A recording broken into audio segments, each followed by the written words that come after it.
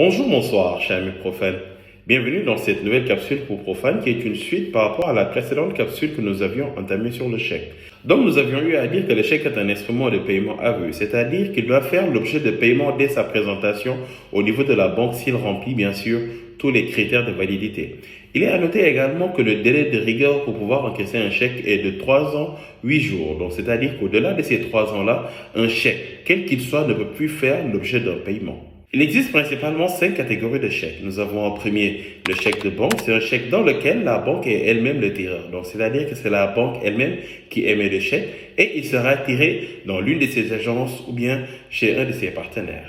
Ensuite, nous avons le chèque certifié. C'est un chèque dans lequel la banque qui est le tiré va certifier que le tireur, c'est-à-dire la personne qui a émis ce chèque, dispose des provisions nécessaires pour le paiement de ce chèque bien déterminé. Ensuite, nous avons le chèque visé. C'est un chèque qui est pourvu d'un visa qui a été émis par le tiré, c'est-à-dire la banque qui indique que les provisions sont disponibles au moment où ce visa a été effectué. Donc, c'est-à-dire que la banque va uniquement indiquer que les provisions sont bel et bien disponibles pour l'encaissement de ce chèque. Ensuite, on a les chèques de guichet ou omnibus. Ce sont des chèques au niveau des guichets qui sont mis à la disposition des clients afin qu'ils puissent effectuer des prélèvements sur leur compte parce qu'ils ne disposent pas de leur chéquier personnel. Ensuite, nous avons le chèque barré. C'est un chèque qui comporte deux traits obliques parallèles au recto.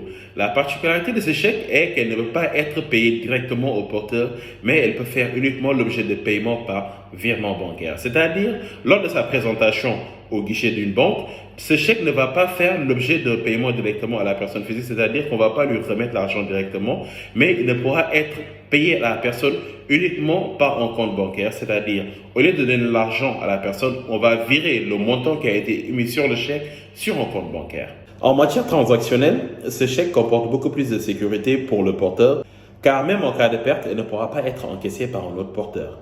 Ensemble, c'est ce qu'il y avait à savoir sur le chèque quant à la première capsule que nous avions proposée et aussi à celle-ci. Nous espérons que cela vous a été bénéfique et que vous a plu également. Nous vous invitons à nous faire part de vos réactions via les commentaires, mais aussi d'aimer la vidéo et de la partager à vos amis passionnés.